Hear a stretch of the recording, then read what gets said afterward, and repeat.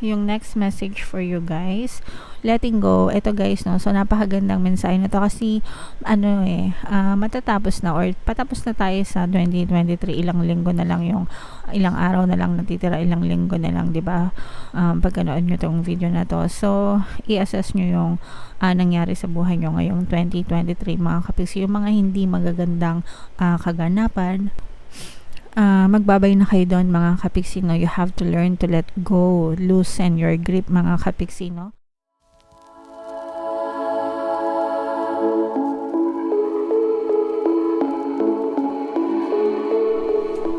Hello guys, hello Gemini, welcome back to Pinay Pixie Tarot. Ang pamagat ng episode natin for tonight is Messages from the Universe para ngayong December to January para sa Gemini, Sun, Moon, Rising, Sign, and Venus. General reading lang guys, pwede mag-resonate, pwedeng hindi. Combination ng positive and negative energy. So, tingnan natin yung mga mensahe para sa inyo guys. Comment down below if feeling nyo naka-resonate kayo sa mga messages para sa inyo. Originality mga kapiksi, no, blaze your own trail. Ibig sabihin nito guys, be confident, be love yourself mga kapiksi, and stop pretending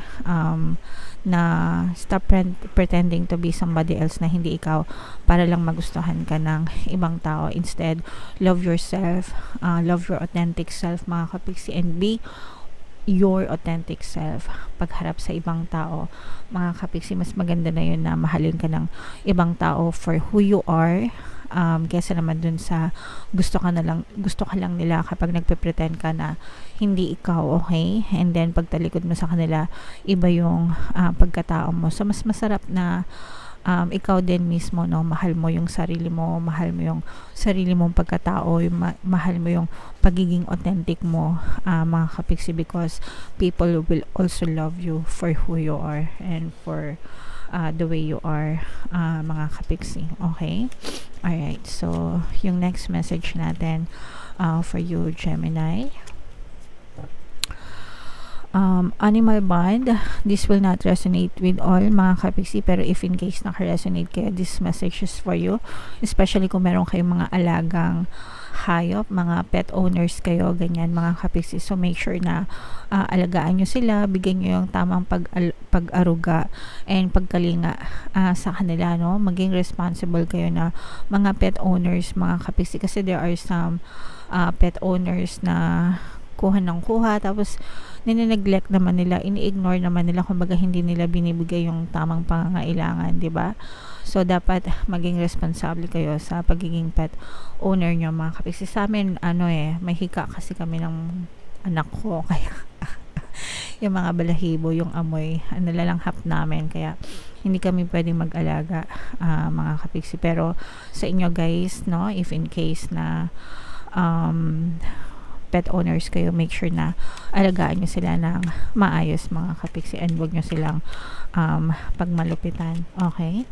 Alright, yung next na message para sa inyo Gemini, choices, no? Make the best choices. Palagi tayong may choice sa buhay natin mga kapiksi, whatever the circumstances we are facing sa ating buhay, kahit gaano kalala yung sitwasyon natin or kaganda yung sitwasyon natin, nasa atin ang choice kung anong meaning yung ibibigay natin dun sa mga bagay na nangyayari sa atin. We can choose to look at the brighter side of things, or you can also choose to look at the bad side or negative side of things mga kapiksi. Syempre doon tayo palagi sa maganda guys, kasi alam naman natin na walang idudulot na maganda yung pangit, kaya nga pangit, di ba? So dapat palaging magandang side yung tinitingnan natin sa ating buhay, para yun lang din yung mag-spiral sa buhay natin mga kapiksi. Alright? Okay. So, another message para sa inyo, comment down below guys, no, if nakaka-resonate kayo. We have memories mga kapiksi. So, habang nabubuhay tayo sa mundong ito guys, life is so short, no? Magtanim tayo ng mga magagandang alaala sa buhay natin, kasama yung mga taong mahal natin sa buhay, mga pamilya natin, partners natin, anak natin, magulang natin, di ba? Yung mga kaibigan natin, kapitbahay natin, anybody na malapit sa ating puso mga kapiksi. because yan lang yung may iwan natin, no, sa mga mahal natin sa buhay, mga kapigsi. So, and sa mga kapigsi naman natin na naka-experience na nawala yung mga taong mahal nila sa buhay, huwag kayong mag-alala because as long as meron kayong memories nila, palagi nyo silang kasama sa buhay nyo, mga kapigsi. Okay? So, make sure na, syempre, ang isipin lang natin is yung mga happy memories palagi, mga kapigsi. Alright? Yung next message for you guys, letting go. Ito guys, no? So, napakagandang mensahe na to kasi, matatapos na or patapos na tayo sa 2023. Ilang linggo na lang yung, ilang araw na lang natitira, ilang linggo na lang, di ba? Pagkanood nyo tong video na to. So, i-assess nyo yung nangyari sa buhay nyo ngayong 2023, mga kapigsi. Yung mga hindi magagandang kaganapan, magbabay na kayo doon, mga kapigsi, no? You have to learn to let go, loosen your grip, mga kapigsi, no? Kumbaga, wag mong pahirapan yung sarili mo and wag mo na siyang dalhin sa 2024 kasi kapag hindi mo pinakawalan, kinimkim mo lang lahat sa puso mo, sa isip mo, mga kapigsi, there's a high chance na pwedeng ulit yung experience na yon. Pwedeng sa ibang tao lang pero the same experience, the same emotional pain na pwedeng maranasan mo, no? So you have to learn to let go. Kailangan magkaroon ng acceptance and forgiveness, mga kapigsi. Okay, become the bigger version of you, no, better version of you, mga kapigsi. Meron namang mga lessons na tinuro yan sa buhay nyo. So yung mga lessons na yun, hindi na kayo lugi doon, mga kapigsi, kasi kayo naman yung natuto doon, kayo yung magmamature and may iwasan nyo na yung mga pagkakamali in the future. Okay, so wag nyo nang pahirapan yung sarili nyo, guys. Let go, let go, let go. Magbabay na kayo doon, okay? And i-welcome nyo ng maganda yung pagpasok ng 2024. So, ito guys, i-comment nyo sa baba, I let go of my past. I let go of the past. O kaya, I release my past, mga kapigsi. So, i-comment nyo yan sa baba, guys. O kaya naman yung pinaka-favorite ko sa let go is I let go of all the resentment, anger, hatred in my heart. Okay? So, i-let go nyo yan, mga kapigsi, para mawala yung mga may itim mga negative sa buhay nyo. And ito naman guys, 7 heavenly virtues, no? So, kapag lumalabas ito, ibig sabihin nito guys, is pinapaalalahanan kayo ni na isabuhay natin itong 7 heavenly virtues para maayos yung ating pamumuhay. So, isa-isahin natin itong 7 heavenly virtues na to, mga kapigsi. Una is yung faith. Faith is believing and trusting in the right things, okay? Believing in the unseen, nagtitiwala, guys, sumasampalataya, okay? Hope is believing that good will prevail. Hope is pag-asa, umaasa na lahat is magkakaroon ng magagandang resulta, okay? Charity, number 3 is charity. Charity is kawang gawa, guys, no? Number 4 is fortitude. Fortitude is never giving up, hindi sumusuko sa buhay, guys. Number 5 is justice. Justice is yung pagiging patas, mga kapigsi, being fair, no? Hindi yung judgmental, guys. Number 6 is patience. Patience is accepting the grace to forgive. Diba yun nga yung sinabi ko? Kailangan matuto tayong mag-accept, magpatawad para mawala yung mga hinaing sa ating puso, mga kapigsi. And number 7 is temperance. Temperance is practicing self-control and moderation. Dapat lahat is nasa tamang balanse lang, mga kapigsi, hindi labis, hindi kulang. Dapat lahat nasa moderation, guys. Okay, so lumabas ito para i-remind kayo, mga kapigsi, nitong mga 7 heavenly virtues na to. Ito ang ating isabuhay para everybody happy tayo palagi. Okay, alright, so yan yung mga messages para sa inyo, guys. Tingnan natin yung additional na mensahe sa inyo. Comment down below, guys, if naka-resonate kayo. Yeah, so habang sinashuffle natin to, panoorin nyo muna itong video natin regarding sa ating paano mag-manifest ng abundance video course. Kapiksi, sawa ka na ba sa mga struggles at hirap sa buhay mo?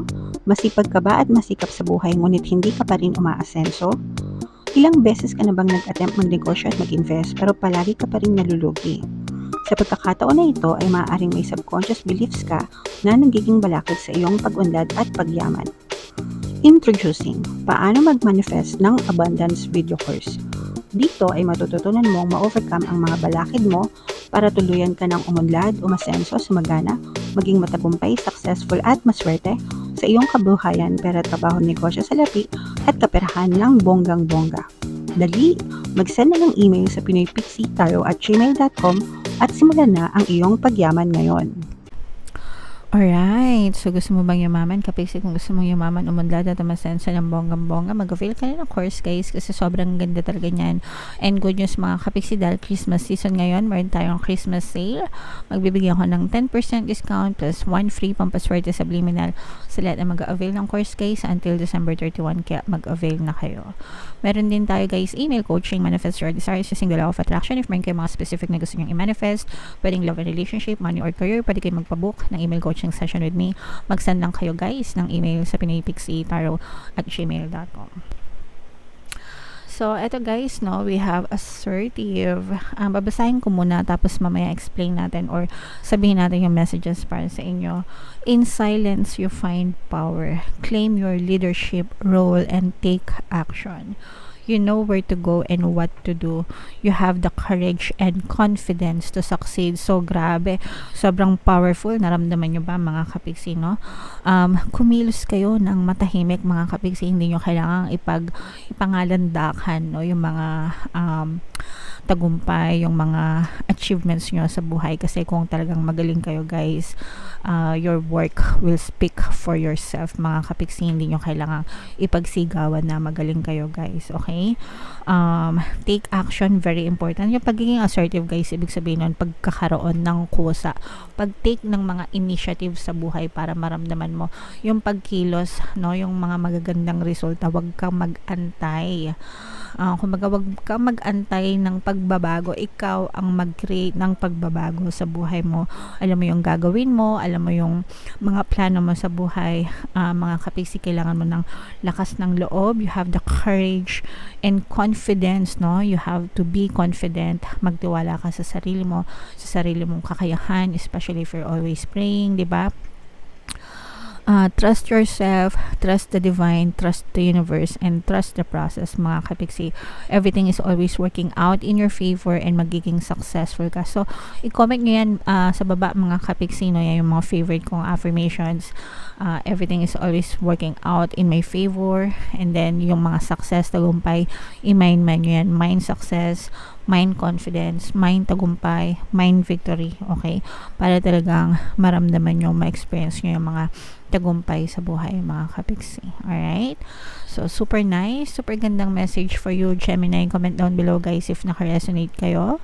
Ito yung ating 2024 kapalaran, guys. Kung nyo pa napapanood, panoorin nyo na mag-2024 na. And ito naman yung ating success stories ng paano mag-manifest ng abundance video course. Click here to subscribe, guys. Thank you for liking, sharing, and subscribing. And see you again next time.